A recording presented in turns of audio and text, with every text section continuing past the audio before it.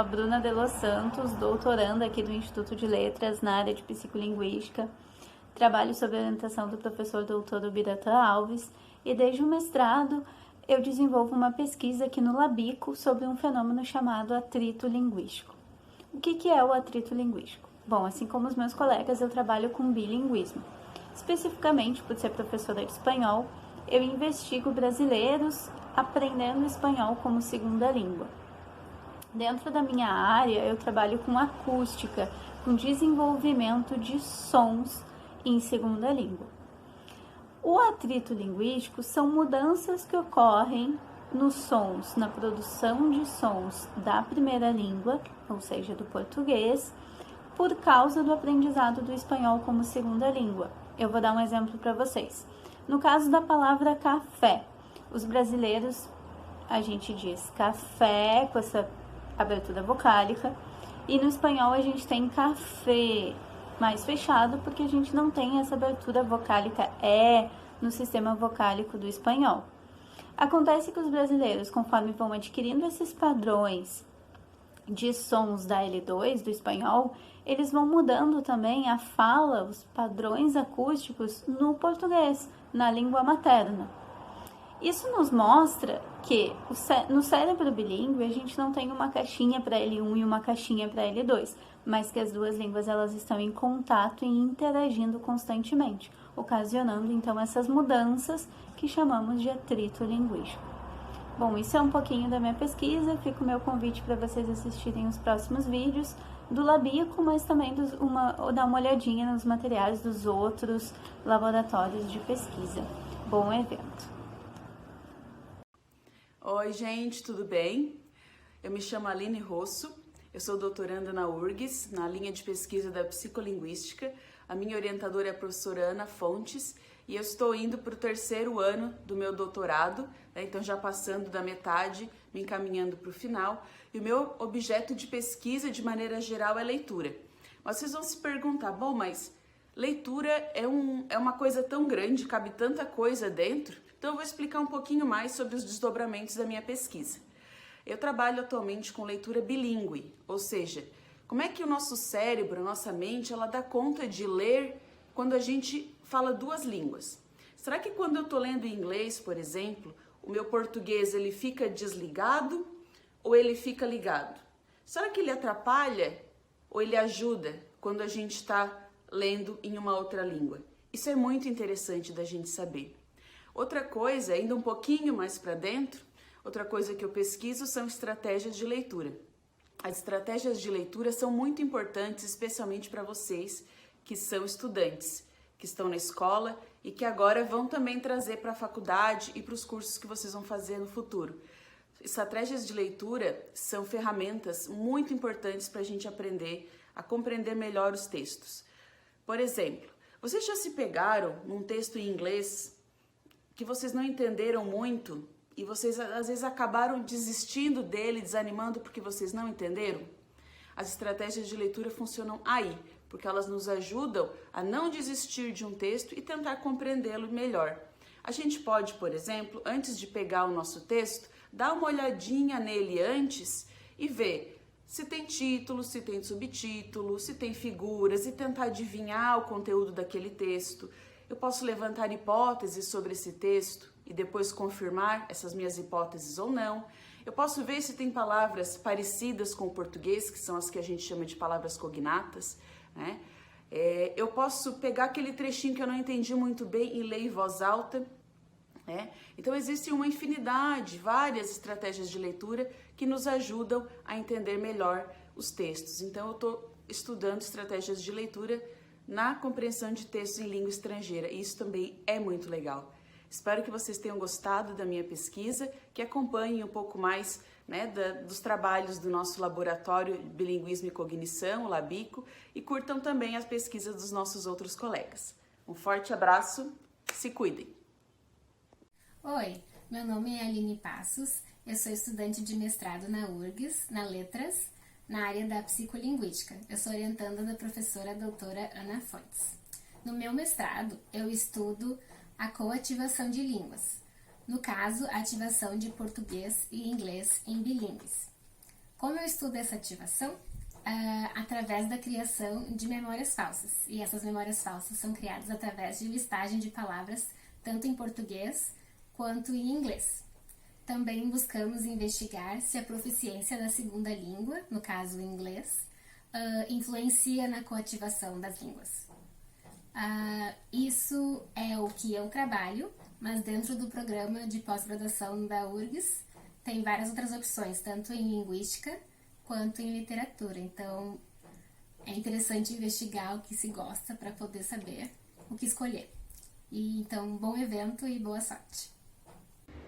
Oi pessoal, tudo bem? Meu nome é Hannah Kahn e eu sou mestranda na URGS na linha de psicolinguística. E quem me orienta é a professora Ingrid Finger. Bom, eu vou contar um pouquinho para vocês o que eu faço na minha pesquisa dentro da psicolinguística. E como muitos meus colegas, eu trabalho com bilinguismo. Porém, eu trabalho com um tipo bem específico de bilíngues, que são os tradutores. Qual é a diferença?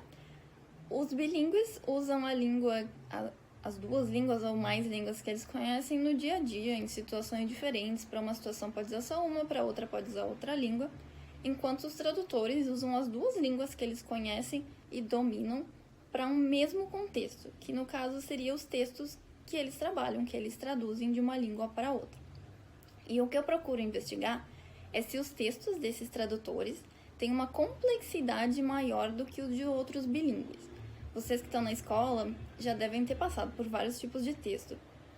Por exemplo, uma narrativa normalmente pode ter um tom um pouco mais informal, vocês podem variar a linguagem, enquanto um texto argumentativo, como o que a gente faz nos vestibulares e para o Enem, precisam de um tom mais formal e a gente tem que cuidar a linguagem e as estruturas que a gente usa para tentar fazer que elas sejam mais complexas, com orações subordinadas ou orações coordenadas. Tem que cuidar bastante isso. E é isso que eu investigo. E um outro ponto que eu também procuro investigar nos tradutores é a organização de pensamento deles. Eu uso uma ferramenta que cria grafos que nos permite analisar a trajetória do discurso dos indivíduos e ver o quão conectada a fala é, ou não é. E eu faço tudo isso vendo se os tradutores são superiores, se eles se superam nas tarefas quando comparados com outros bilíngues. E, particularmente, eu acho todo esse processo e o resultado que a gente tem muito divertido. A psicolinguística tem muitas abordagens, muitas tarefas e tipos de análise que a gente pode fazer usando vários tipos de pessoas, da população. E eu acho muito divertido poder planejar e ver como se dá os aspectos cognitivos e linguísticos das pessoas. É muito legal mesmo. E, bom, eu espero que vocês estejam aproveitando o Portas Abertas da URGS. E também espero muito poder ver vocês algum dia no futuro na psicolinguística. Tchau! Olá, meu nome é Rafael, eu sou mestrando no programa de pós-graduação em Letras da Universidade Federal do Rio Grande do Sul e eu vou falar um pouquinho para você sobre a minha pesquisa, sobre o que eu estudo no meu mestrado e também um pouco sobre como funciona o mestrado em Letras. Depois de se formar em Letras e decidir fazer o mestrado, tu tem duas opções. Tu pode ir para a área de literatura ou tu pode ir para a área de estudos da linguagem. Dentro da área de estudos da linguagem, tu tem a opção de seguir na linha de psicolinguística, que foi a linha que eu escolhi. Eu escolhi para psicolinguística porque eu tinha interesse em pesquisar a relação das emoções, tanto positivas quanto negativas, e a aprendizagem de língua estrangeira, no meu caso, inglês. Na minha pesquisa, eu investiguei em pré-adolescentes e adolescentes, alunos de 7º ano e também de 1º ano do ensino médio, qual o papel da qualidade de sono e também de uma emoção em inglês que a gente considera o enjoyment, que seria tipo divertimento em português. Medi a qualidade de sono e também os scores de enjoyment, de divertimento, dos participantes da minha pesquisa, e depois analisei os dados para ver o que eu ia encontrar. Eu queria saber até que ponto a qualidade de sono e o divertimento nas aulas de língua inglesa poderiam estar relacionados e poderiam afetar a aprendizagem de língua estrangeira. O que eu descobri foi que, da minha amostra, dos meus participantes, os meninos tendem a dormir melhor do que as meninas, eles tendem a ter uma qualidade melhor de sono. Já as meninas, elas tendem a gostar mais das aulas de inglês. Além disso, também descobri algo que para mim foi um pouco surpreendente, porque não era o que eu imaginava, que quanto maior o uso do inglês na aula de inglês, maior o divertimento dos alunos. Eu pensava o contrário, porque é comum que as pessoas fiquem nervosas em usar o inglês na aula de inglês, mas não foi o que os resultados me mostraram.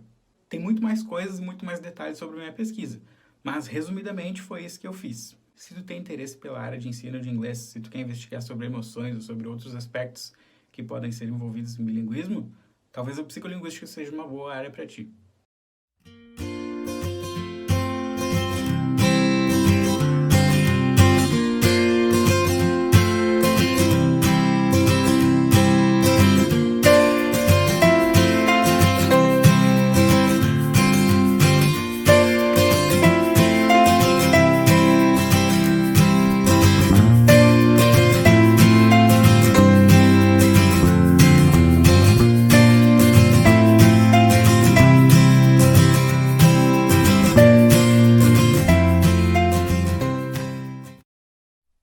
This is a test of selective attention. Count how many times the players wearing white pass the basketball.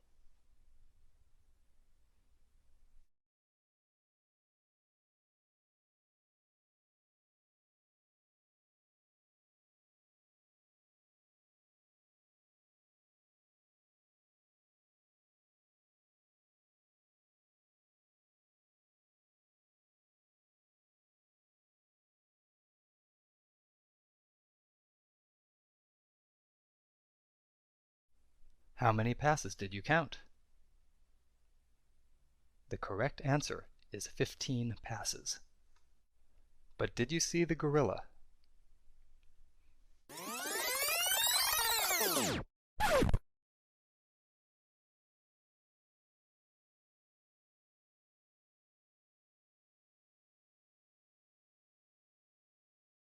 This video is from research by Daniel Simons and Christopher Chabris and is copyrighted.